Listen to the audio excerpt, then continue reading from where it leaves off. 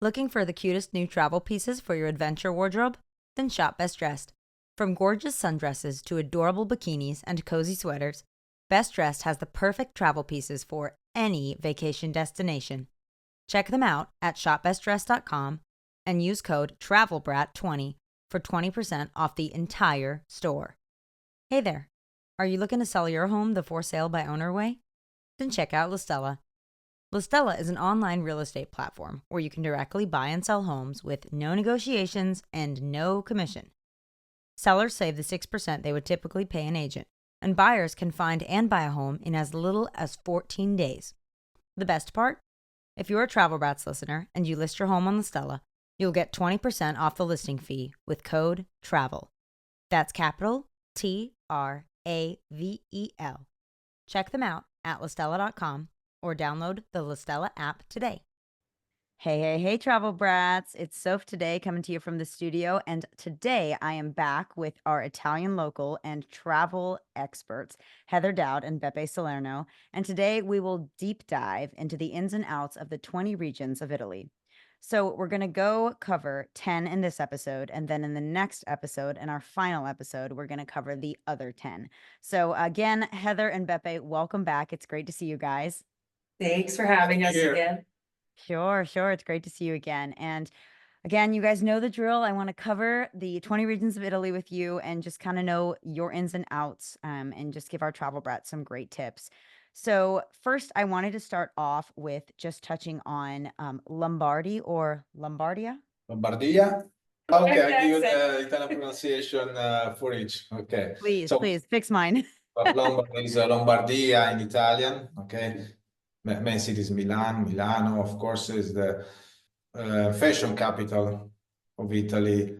Lombardy is the wealthiest region of Italy. It's also now tourist-wise, it's known for the lakes. So Lake Maggiore, Lake Como. Not being so well off, there was never really a need to market the region as a tourist destination. But it does have the Alps, it does have ski resorts, it does have the lakes, great food culture. So you can consider it. Maybe if you've been to Italy already once or twice, if you're into cosmopolitan cities, Milan has a lot to offer. If you go to the lake region, do not go during peak season because it's very crowded. But even in the fall, in November, romantic vacation or Lake Como, Bellagio, and so on. Totally underrated, I think, though, as Beppe said, this region has part of the Alps. The Alps are a huge mountain range, but people really don't think of this area in Lombardy as, everyone's going to Milan or the lakes, but all of the people who live in the region, or maybe in Milan, have summer homes up there. So they're wonderful, beautiful little towns up in the Alps. Let's not forget they're going to host the next Winter Olympics. That's true. Cortina. So Cortina and Milan are together to host the next Winter Olympics in 2026. Now that would be very fun to go to Northern Italy and see that. Yes. Well, that's really interesting. I actually did not think about that because, again, I've done the tourist thing. I've been to Milan. I love, the cappuccinos and the fashion there. And and then I've actually not been to Lake Como, but weddings, everybody goes to Lake Como. And so there's other lakes. There are the mountains. I imagine it would be really fun to ski there for those skiers that, are interested in that. So yeah, okay. Well, Lombardia, right? Yeah. See, okay, cool. I'm getting it better. Yeah. I want to make it Spanish a little bit sometimes. I got to get a little more. The Italians have a little more like, I don't know, je ne sais quoi is not Italian, but on the way they pronounce things. Now, before we move on, I did want to ask you guys, are there any drinks or food that you recommend in Lombardia? Oh, yeah. Lombardia, so the one of the staple dishes is the risotto, saffron risotto. Oh, Okay. yum. Sometimes served with ossobuco. Oh, Beans shine. So that's what I think it's a must when you're there. okay. Yeah, that's my home run right there. Ossobuco. Yeah. So, and then next I want to jump into Lazio. Lazio. So central Italy, technically central Italy. Italians consider it south of Italy. Okay, pretty much everything below the Po River Valley is central south. Lazio is where the capital, Roma, the capital of Italy is. Everything is about Rome, its history and its heritage. But it does have a beautiful coastline as well as a nice countryside. The Vatican City is both important and also a big driver for tourism. Pilgrims visit the Vatican City year round, starting in December, and for 2025 there will be the Jubileum. So Rome will be very busy for the next year. Yeah, it's an event that happens, once every 25 years, I think. Or when the Pope decides. Now that's interesting. What exactly is Jubileum? Well, it's more a welcoming of pilgrims from all over the world.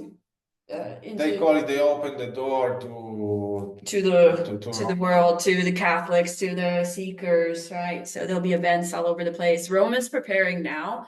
I'm sure as we're recording this in November of 2024, you've probably seen influencers who are in Rome right now, and the Trevi Fountain is empty, right? There's a boardwalk over it, and there's scaffolding everywhere. This is all in preparation for the Jubilee year, where the Vatican is welcoming pilgrims from all over the world. So if you want to go for that religious reason, or that's interesting to you, go. If not, this might not be the year to visit Rome. Even if you're flying into Rome, go to the coast, as Beppe said.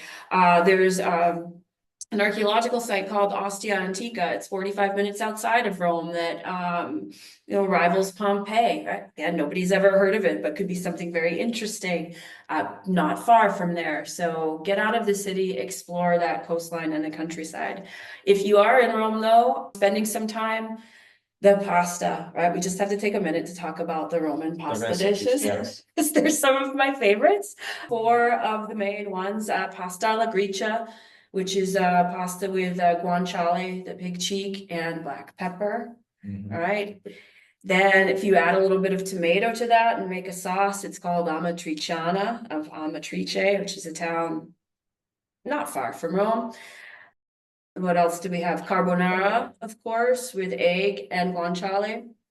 And then cacio e pepe, which is one of my favorites, which is pecorino romano cheese and a little bit of black pepper and some of the pasta water, and that's literally it. So you'll find those 4 dishes all over Rome, and they're all delicious. Yeah, the best trattoria is a local restaurant. The best are, in our opinion, the Trastevere quarter.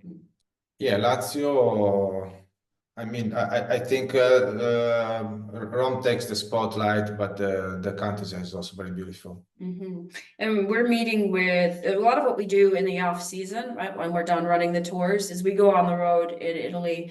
We're leaving next week actually to go down to the south, right? And always meeting with locals. And as Beppe said, there are a lot of people kind of our age, so a bit of a younger generation now coming back to their homes. So we're seeing and we're hearing from people on the outskirts of Rome in the countryside who are reclaiming their land, who are buying into this slower type of travel, opening up farmhouses, opening up different types of tourist activities, winemaking, cheese making, experiential travel. So there's so much potential there for Lazio, since it is a place that's known for Rome and for the Vatican, right? But just minutes outside of the city, and you've got agricultural, rural land steeped in history, and it's just now, I think, starting to be the local Italians are starting to see the value in that type of tourism. Right. Well, that's fascinating, because again, it's like, I know in our first section of our series, we talked about how, Rome is one of the main gems, but you can stay in a hotel for a week there, and then you can kind of explore a little bit outside some of these places that you guys are talking about. Okay, well, that's great. Now, I want to move on to Campania. Did I say it right, Beppe? Campania. Yes. Okay.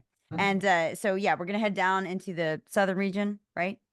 Yes. All right, in the boot. So tell us a little bit about Campania. I know that's Naples, Pompeii, Amalfi Coast. Exactly, Naples, Pompeii, Amalfi Coast, also Cilento Coast. So Naples is an up and coming tourist destination.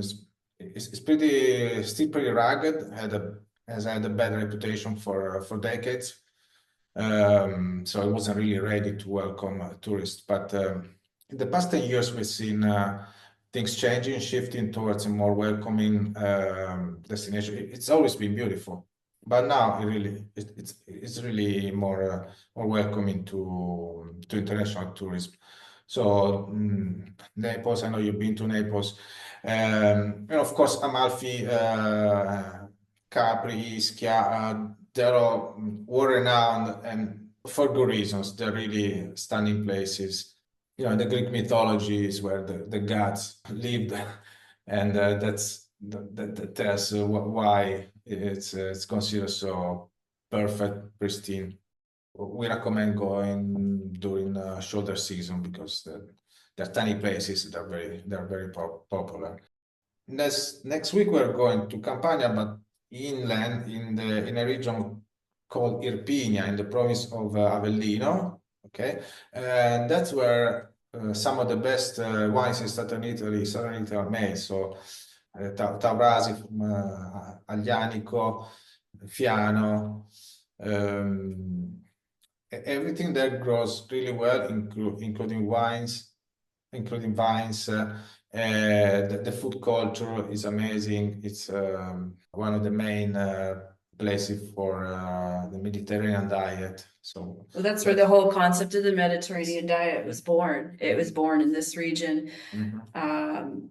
Also, this is where mozzarella di bufala is from, this region. And yeah, I find there, and the farther south we go in Italy too, I mean, anywhere you go in Italy, you're going to be fed well, but right, especially as soon as you step out of the Amalfi Coast, go down the coast a little bit more to the Cilento coast, and anywhere you go, any place you stay, they're going to be feeding you the sausages that they made from their pigs. They're going to be serving you their wine or the olive oil they got from their cousin who, you know, is a little bit more inland with the olive grove, and they're going to give you a lot of it. Because again, right, as we go to these places that are just a little outside of the tourist zone, they want you there. They're proud of their food, and they should be. It's delicious.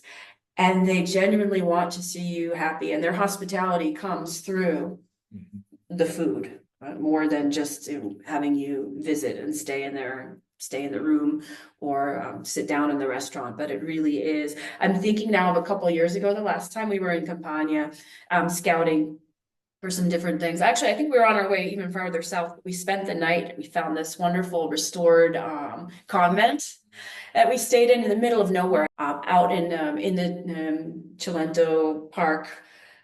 We sat down. We were tired. It must have been 10 o'clock, and they said, "We're just going to feed you." And they brought out this big antipasto spread. We could barely finish it, but the guy kept coming out and checking on us and going, "Oh, piano, piano." So slowly, we're getting there. And we realized we were in a situation where we couldn't leave the table until we finished all the food. It's just wonderful. But he told us, you know, he spent the time to tell us, "Oh, this is our sausage," or "this is this," and explained every dish and how it was made. And he was just so proud, and it was so delicious. And you're going to find that. I think for me, that really stuck out in Campania. The times I've been there, they just make good food, and they're proud of it. Wow, that sounds amazing. And for Travel Brats, for those of you who didn't understand Beppe's amazing Italian, that is buffalo mozzarella, the cheese he was talking about. And that's so I just love fresh local food. And so it sounds like Campania is really really going to be a fun place. Like you said, all of Italy, but just cheese, the local olive oil, the charcuterie. And of course, pizza. So let's not forget, pizza was invented there, and so they really must pizza in Campania. Now, I want to know, Heather, because you've grown up in the US, when you went to Italy, did you just like ditch American pizza forever? I still love it. In fact, in my little corner of the world, we have our own special type of pizza called South Shore Bar Pizza, which is really only found in the South Shore of Massachusetts. And it's a special little thing with like a graham cracker consistency crust, cheddar cheese served at these dive bars that have been around since the 1940s. I grew up on it. I introduced Beppe to it. Whenever we go home, we have our special place. Shout out to Linwood Cafe, which is where I'm a Linwood family. We have some others in the area. No, so we can compartmentalize, right? It's not Neapolitan pizza. It's South Shore Bar pizza, or it's a New York slice. It's its own special thing. I mean, good food is good food no matter where it is. Right? If it's made with good ingredients and tastes good, we can appreciate it. The same with a lot of Italian American food, which is quite different in a lot of cases than Italian food. And I love seeing Italian American food through Beppe's eyes too. And he loves a lot of it, even recipes that don't exist in Italy, right? Because again, good food is good. If it's made well and tastes good, then it's good. Yeah, it's different. It's not better or worse. It's different, Well, you could argue that the Italians taught everyone in the world how to cook. So a little bit of Italian and everything. We tried. They try, yeah. Well, neat. Campania is amazing. We all know it's got many cities, so much food, so much beautiful coastline, country to see. I want to move on to Veneto. Okay, let's move on to Veneto, the region of Venice. But there's more than to it than just Venice. Veneto has part of the Dolomites. It has the wine region of Prosecco. Yes, Venice, but the lagoon at large, so Chioggia and all of the satellite islands, the Padua, of the Palladian villas along the channels. So do visit Venice because it's unique, beautiful. Maybe don't go just for a day, stay overnight, because when all the day tourists leave, that's where you will see the real Venice, and that's where you can enjoy it at best. But visit the lagoon, okay, take the Vaporetto and see other islands. Be ready to walk a lot to see as much as you can. If you are into active travels, as we are, again, the hill country of Venice, between Padova, Verona, and also the Veneto side of Lake Garda, they're all pretty areas. Yeah, lots of obviously lots of history in all of Italy, but lots of history in this area. I mean, it's a powerful and very rich region area, and that's evident now still in the palaces, the different towns, right? The architecture, the symbol of Venice everywhere, right? You can see how dominating it was, even in these teeny little villages.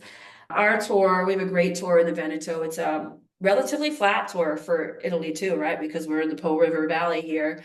Takes you out into these just teeny little towns. I'm thinking of Montagnana, right? A walled medieval town with one hotel we stay in, and it's just fabulous out there, right? Great views of the hills. Yeah, the countryside outside of Venice, once you get into the countryside, is just, it's so unique. The hills of Prosecco are dominating, but they're these very round mounds, right? The way they look. The Prosecco hills are just, it's so interesting. So yeah, definitely get out deep into the countryside if you have the time. Not everyone can go by bike. Rent a car also. Pretty easy to do in Italy. So this goes for anywhere, not just in Veneto, but as we talk about the different regions, rent a car, explore these little towns. That sounds amazing. I've, again, been to Venice, not been anywhere else. Verona sounds great. And just seeing, I love and then you get this all of Europe, but I love the historicness of Italy and just the fact that it's so old that some of these things just date back. You can see things from the 1400s, and it's like, you can't see that in America, really. If it was from the 1400s, it's been run over now and something else has been built in its place. So a lot of these old infrastructure is still there. So it's fascinating. Now, I know it's the land of Prosecco. Do you guys have a dish that you like there, or a local food from Veneto that you really like? So it's a bit of a stereotype, but polenta comes from Veneto. Picked many different ways, but polenta is it's essentially from Veneto. Bit of a stereotype, but it's also like it's so interesting to think like this is where Prosecco comes from and this is where polenta comes from and this is where the buffalo mozzarella comes from and just kind of finding these regions where when I was doing this research I was like, wow, how cool, this is the land of the buffalo mozzarella or the land of this pasta and that pasta. I mean, it really is quite neat to find the origins of some of these foods. There is no cross-contamination between regions. Exactly. Okay. Polenta is best here. We don't deal with the buffalo mozzarella. That's your thing. The tradition is Right. important. Veneto also claims to be where the spritz, the drink, was invented. Oh. Comes over, was it World War One? Well, yes, World War One. The German soldiers coming in, Austrian soldiers coming in and drinking the wine, and the wine was like too strong for them, so they asked for sparkling water at first to be added to the wine, and that was the first spritzer. And of course, it's developed now. It's changed. We've got the Aperol spritz, Campari spritz. If you're in Venice, it's going to be Select spritz. Select is the name of their bitter that they'll use in the spritz. So you want an insider tip there, go with the Select first. Don't go with any of the other kinds. But yeah, they're very proud of that. They have the reputation, this region, the people from this region of being the most the liveliest drinkers, I think, in all of Italy. Mm-hmm. Cocktail culture, and yeah, they grappa, yeah. Well, that's great. They had very good grappa up there as well. Oh, yum. That is great. I did not know that. I did not know any of that. The home of the Aperol spritz. How far has that drink come? Or all the spritzes, how far have they come? They are so popular everywhere. It's wild to see how popular they are, even other countries all over the world. It's spreading. You can find spritz everywhere. And people either love them or hate them, but it's become now, I mean, just it's in the rotation, a common rotation for aperitivo or that happy hour drink. You can find that all over Italy now.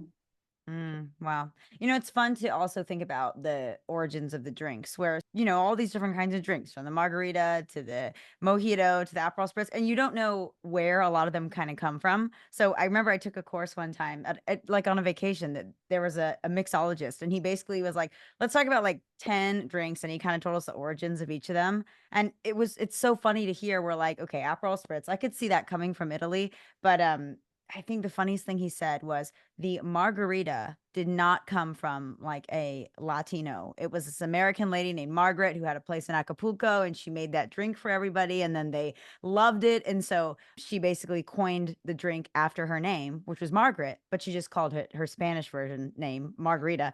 So again, it's so fun to kind of hear those stories and think, oh my gosh, how did this get into pop culture as a, margarita or as an Aperol spritz? So, well, you guys, that's interesting. Veneto is amazing and it has lots to see as well. And now I want to move on to Sicily or Sicilia. Yes, yes, Beppe? Sicilia, yes. Okay. Sicilia, okay. Sicilia is the biggest island in the Mediterranean Sea. We consider it its own continent because it's Italy. Politically, it's Italy, but it's its own continent. It's got beautiful coastline, but also a mountain range, beautiful regional parks, interesting satellite islands, and of course, many things rotate against around the fact that it's a volcanic island. So Etna, Mount Etna, is both the origin and the main landmark of Sicily. Because of its position, it's had many influences and invasions, and so you can see and still see many cultural layers in Sicily that shows in the architecture, the food, the people there. Right. We're a little between, 3 continents: Europe, Africa, Middle East, for Asia. It's a fascinating region for sure. And I want to touch on this real quick about it. I know that it's a UNESCO World Heritage location. Now, I know a lot of people don't know what that actually means. Could you guys explain that a little bit? Yes. So some sites of particular cultural or historical importance are make it to a list, okay, created by UNESCO. So you can candidate a certain area, cluster of buildings, or certain tradition to become a UNESCO World Heritage Site. That means you're gonna be protected in certain ways, okay, because once you're a UNESCO site, you cannot change things. You can comply with certain rules so that the place is passed on to generations, to the next generations, preserve it the best possible way. It's also been a UNESCO site drives tourism because it puts the town or the region or that site on the map for tourists.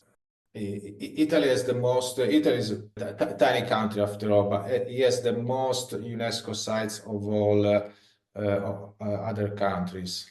Okay, that tells a lot about how rich it is in terms of culture, architecture, natural sites, and of course, we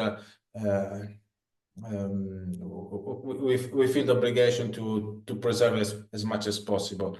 We can probably do better, but I think there is a pride, there is a level of pride that forces us to protect what we have, to preserve it for sure. Yeah, that's great. Yeah. So Sicily has two main, several provinces, but two main towns. Palermo is the cultural capital of the region. It's also the regional political capital, and Catania, a bit more cosmopolitan, a bit more the business capital of the region. As you can imagine, they don't get along all that well because they're very very different. Very different. I mean, to a train eye, you can see the differences. In between, there is rural Sicily, a very fertile land thanks to Mount Etna. Agriculture and winemaking are really among the best you can find anywhere in the world. Your favorite place in Sicily, the Baroque Triangle is another UNESCO site. No, absolutely. And it's one of the regions where we actually offer several public departures in different areas. It's one of the most requested regions, I think, also because Americans have so many ancestral ties, right, to Sicily. Of course, there's the pop culture, the Godfather movies, and now White Lotus more recently has drawn a lot of interest as well. So yeah, we cover a lot of the island. I think you're right, the Baroque Triangle, that whole area. That would be in the southeastern part of Sicily, where the Baroque architecture is present in an important way. The cities of Noto, Ragusa, Siracusa, and our hidden also gem, Shikli, which Shikli. is lesser known, but we go there a lot on our tours. Another thing, this is a little tip. So for every region, we're saying, oh, go to all these little off the beaten path towns. And of course, we're listing a few of them, but we can't give you all of them off the top of our heads, or we would be talking here for hours. There's an organization, it's called I Borghi Più Belli d'Italia. You can say that better. This is like the most beautiful hamlets in all of Italy. We can provide that website. And it's a private organization, but all these little towns vie for a spot in this. They produce a booklet. They do a TV show each year. The Borghi dei Borghi, so the most beautiful Borgo in all of Italy. But it's a great guide, right? If you want to know like where I am, and each region has at least a handful of these towns. So you can go online and see some of the most beautiful towns in Italy, and they do have to meet certain criteria, and you will go there and they will be beautiful for whatever reason. So I borghi più belli d'Italia. So for any region, if you're like, where do I start to get off the beaten path? Check that out. That's a good resource. But back to Sicily anyway. Yeah, Scicli is our hidden gem there. I think one of the least known of the Baroque towns, but one of our favorite to go to. Okay, yeah, we'll have to drop that link. That sounds amazing. And I did want to ask you guys, I had heard through the grapevine that there were some pastries recommended in this region as well. Yes. Yeah, one above all is the cannolo siciliano. Sicilian cannolo, okay. Made with sheep's milk ricotta cheese. Yes. And only filled, the pastry shell is only filled upon being served. So that's how they do it there. So then the shell doesn't get soggy. So everywhere else, even in other parts of Italy, where you buy a cannolo already stuffed, right? They would never do that for you in Sicily. It is prepared on site at the time that you order it. So that is by far their most famous. They do a lot of other fried, delicious pastries as well. Yeah, so they're really big on street food. Yum. But they do street food tours in Palermo, and that's a fun way to visit the town. Yeah. Do you guys have a favorite street food in Palermo? Street food in Palermo, arancini, the arancini, the rice fried bread and rice balls, but with different fillings. Yeah. Oh, yum. All right. Well, that is proper pastry etiquette, and those, the street food. That sounds amazing. Now I want to move us a little bit more to the sports car region, Emilia Romagna. Yes, Emilia Romagna. So we are on the central Italy, on the Adriatic side. Main town is Bologna, beautiful city. It's known for slow food and fast cars, as they like to market themselves, right? Slow food and fast cars. So car makers such as Ferrari, Lamborghini, based there near Modena, and also some very fast drivers are from Emilia-Romagna. They do have some of the most iconic Italian food products that you can think of. So prosciutto di Parma, Parmigiano Reggiano, mortadella from Bologna, and their balsamic vinegar. Balsamic vinegar, authentic traditional balsamic vinegar. Fresh pasta. By fresh pasta, we mean made with the dough made with eggs. Okay. Lasagna is from there, tortellini, tagliatelle. So it's really a region where food is a religion.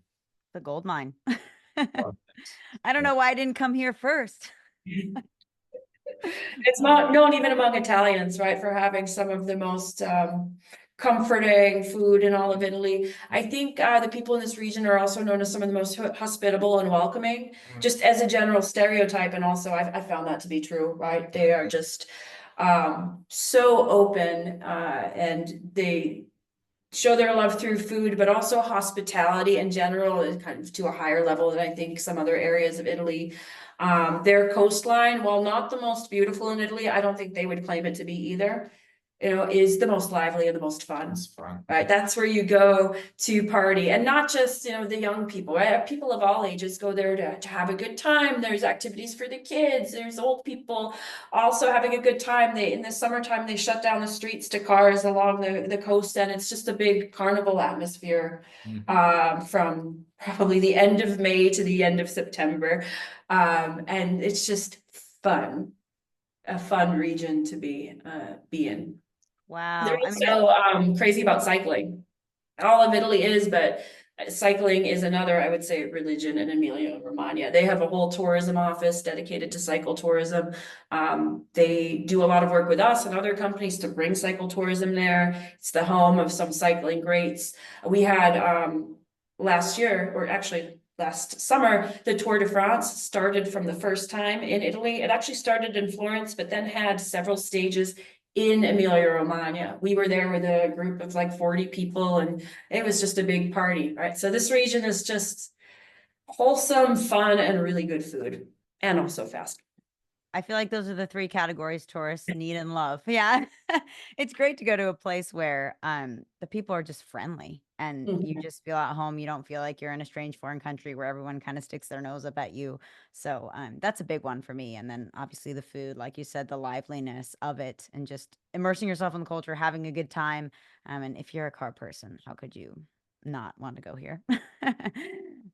Well, that's great, Emilia Romagna. And then I want to move on to Piedmont or Piemonte. Piemonte, yes. So Piemonte, that's where I'm from. I was born in Torino, so the capital region, that's the capital region. Piemonte literally means at the foot of the mountains, because we have the Alps, and the Alps, the countryside, beautiful wine region, the Po River Valley. So it's the landscape is quite diverse. Torino itself is beautiful and underrated. That's where we live now, so I can Great. testify about Italy, Turin's beauty and elegance. I love it. I love it because I think the whole region is so under the radar. I think it's also the one that surprises our guests the most. They're like, I had no idea that Turin was so fabulous and that the hills of Piedmont were, rival those of Tuscany and are, even better in my opinion. But, all of Italy is beautiful. But yeah, this is the first capital of Italy where the royal family was before they got kicked out. So we have palaces, we have art, we have the Shroud of Turin that comes out, every 10 years or so when the Pope says it can come out. And all of that is, we'll go downtown to see all these fabulous things. I bike down there. We're about a 20-minute bike ride from the center, and it's just Italians living their Italian lives. And there are tourists, but it's a healthy amount of tourism, I think. And we go shopping at there's the largest outdoor food market in all of Europe that we have every day, Monday through Saturday, all day on Saturday, and a giant flea market that happens once a month called the Ground Balloon, which is amazing. So we go downtown, go antique shopping, buy some delicious lunch, and then bike back home. And it's just all of that is at our fingertips. It's incredible to think that's all here and that it's not all crowded with tourists. I love it. So definitely come, but not too many people at once, please. Please, no over tourism. Don't tell them about it. Just kidding. Wow, that's amazing. I mean, what a place to live, you guys. What a place to live. Now, while we're on food, before I forget, do you guys in your hometown now in Piedmont, do you have a favorite food there? Oh, for me, I love the agnolotti del Plin. Agnolotti is the word they use in Piedmont for ravioli. So it's like Okay. stuffed pasta, and del Plin means like pinched. So it looks like a little rectangle and not a square. And it's usually filled with roasted meat, three different kinds, right? So we've got Pork calf, veal rabbit. pork, veal, and rabbit. They eat a lot of rabbit up here too, which is all very good. So yeah, those are my favorites. Wine also. Yeah, let's not forget it's a big wine region, especially when it comes to red wine. So Barolo, Barbaresco.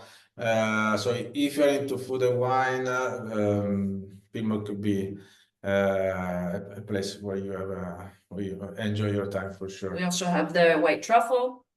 So Alba every year has the White Truffle Festival in October. So people go crazy for that. If you're here during that season, it's so much fun to get different dishes with truffle.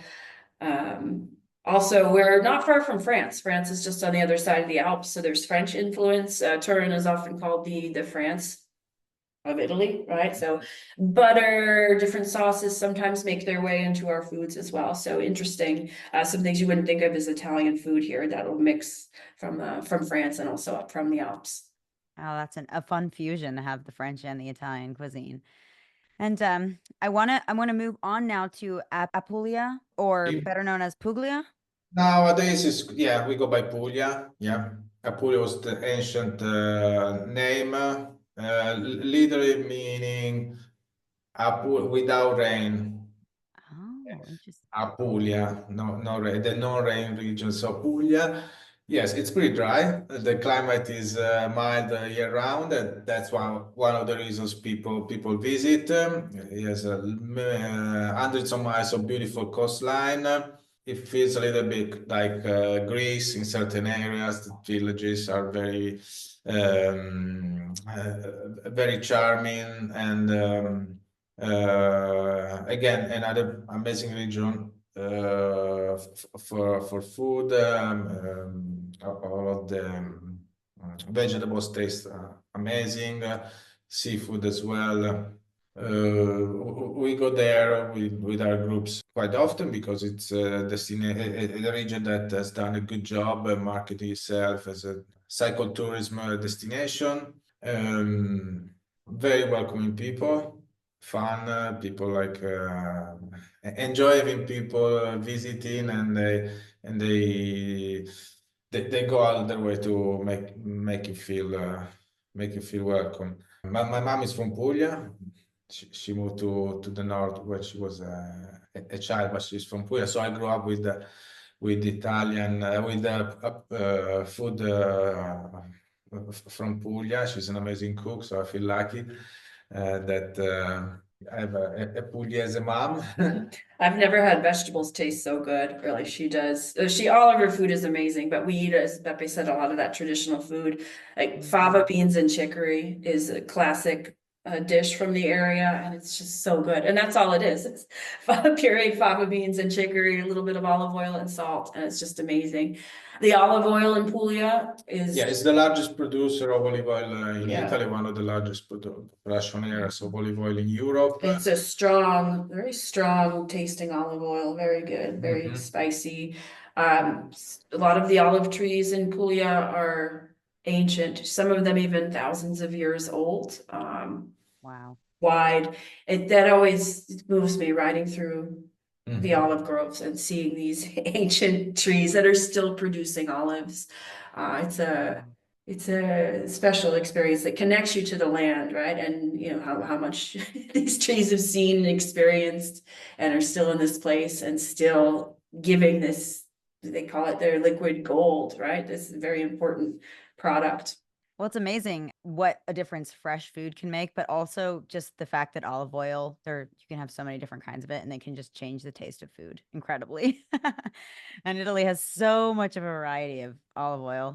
And you guys, now I want to go to Toscana or Tuscany. Tuscany, of Yeah. course. Oh, wow. Where do we start? Yeah, I want to start by saying that for the first 3 years we were in business, we made it a point not to market Tuscany at all. Not because we don't like it. In fact, it's wonderful, but we felt like it didn't need any help, right? Yeah. And now we do it, and now it's part of our rotation. And there's a lot of undiscovered Tuscany as well, right? So, of course, we've got Florence, which of all the major cities in Italy, I think it's up there. Well, Turin is probably my favorite, but Florence is just a wonderful, walkable city where you can see so much in so little time, especially as a solo traveler. It's fun, it's safe. So just love that.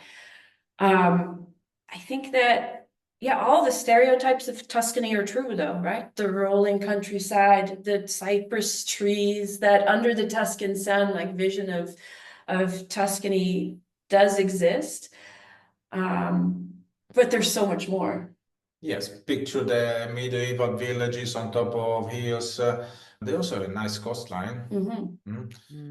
The region in the southern Italy, in the southern part of Tuscany, called Maremma, that was formerly wetland, marshland. It's been reclaimed. It's a very, very, very interesting area with very good wine production, beautiful coastline. So it's doesn't need any help in terms of marketing, or doesn't need any special recommendations. I would say I prefer Siena to Florence myself, because it's really like traveling back in time when you visit downtown Siena. I agree. I also love Lucca as a base. And then it was a fun thing I did one time. When I was staying in Lucca and then I had to travel by train home, I stopped in Pisa rented a bike at the train station, biked to see the Leaning Tower. So I drove past all the traffic. It was great. Stopped and got lunch, right? So I supported a local little restaurant, didn't just come for the Leaning Tower, but looked up a good restaurant. Then biked back to the train station and went on my way. So that's a fun little tip. If you don't need to get a taxi, right? If you just want to stop and see the Leaning Tower, if you happen to be on your way, I wouldn't go out of my way for it. I just happened to be passing through the station, so I hopped off and did that. But yeah, Lucca, fun, walled city. Siena, though, one of my favorites. Where is it that we stayed? The Fortezza, what's the name of that? In Sorano, Sorano and Sorano, Pitti- Italiano. Two of our hidden gems there, south and like middle south of the region, I believe. Middle of nowhere, again, places we stumbled upon in our journeys just on our own, and now we've put them into rotation in our tours. Oh, that's great. Now I am going to make you guys give me one wine recommendation for Toscana. In terms of favorite wine. Favorite wine. Favorite wine. Okay. Well, I had to go with Brunello di Montalcino. I know Chianti is top of mind for many people, but I would say Brunello di Montalcino. Okay.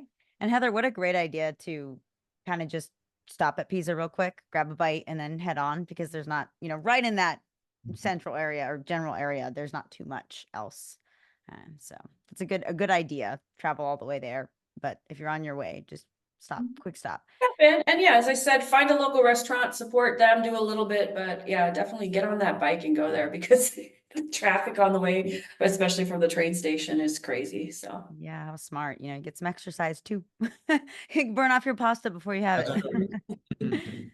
And now, guys, I want to close this section with Calabria, and just located in the south. I want to talk a little bit about the mountains, and just, let me know a little bit more about Calabria. yeah, I think it's a special region for the both of us. That's where my grandmother was from. It's where his father is from.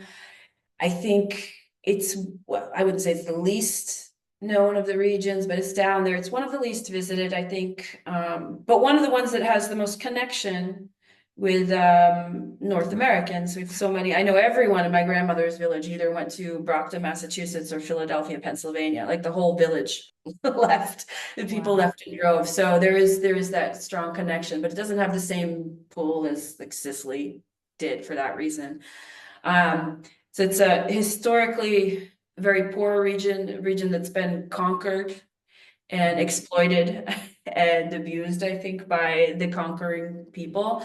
And so has fallen behind in a lot of ways. Their tourism infrastructure is definitely not as it's not existent in many ways.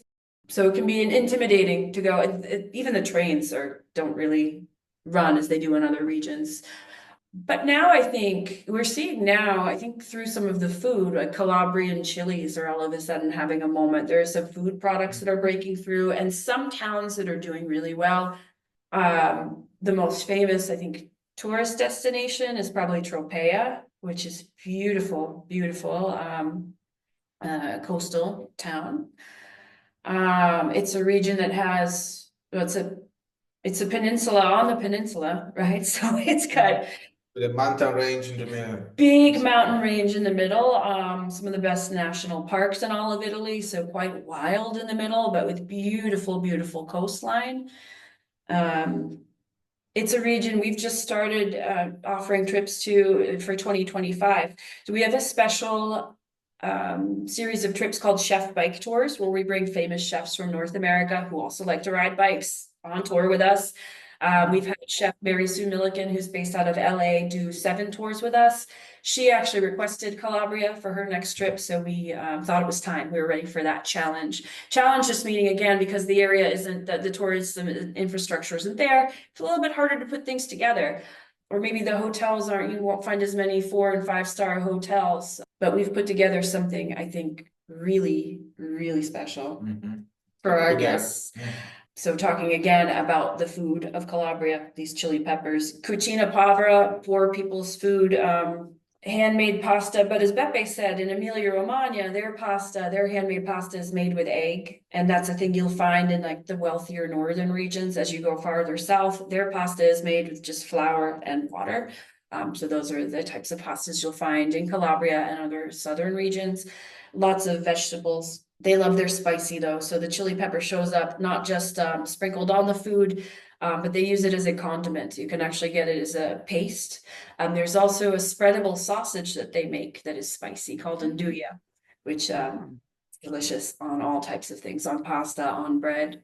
Oh, yum. I love that. I love the spicy. That's a fun change. Yeah. Well, that region sounds interesting, you guys. Thank you for taking me through as well the first 10 that we covered of Italy. I appreciate it, and I hope that our travel brats love it.